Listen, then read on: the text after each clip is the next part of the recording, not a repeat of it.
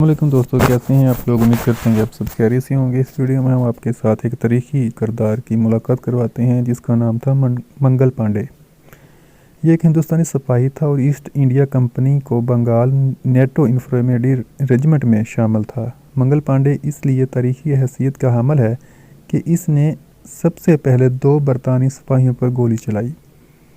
पांडे उत्तर प्रदेश के गाँव में बरहम खानदान में पैदा हुआ। सन 1849 में मंगल पांडे बंगाल आर्मी में शामिल हो गया।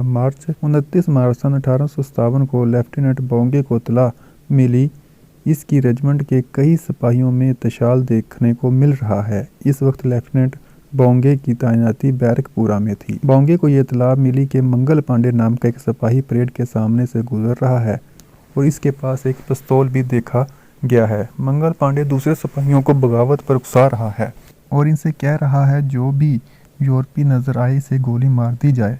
बोंगे ने फौरी तौर पर तैयारी पकड़ी। घोड़े पर सवार होकर जैब कुआ पर पहुंचा। मंगल पांडे ने इस पर गोली चलाई लेकिन निशाना खता हो गया। गोली बोंगे के घोड़े को लगी। वो अपने सवार समेत ज़मीन पर गिर गया।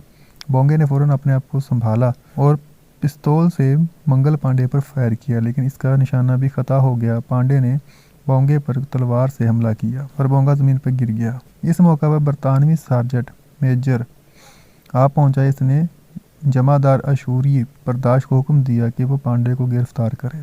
अशूरी ने कहा कि वो इसे अकेला गिरफ्तार नहीं कर सकता, इसके लिए ऑफिसर की मदद चाहिए। इसी सना में जनरल हरेसेल भी पहुंच गया। पांडे ने इस पर भी गोली चलाई और ज़मीन पर गिर गया और खून में लथपथ पड़ा रहा लेकिन बच गया। मंगल पांडा भी जख्मी होने के बाद सेहतयाब हो गया।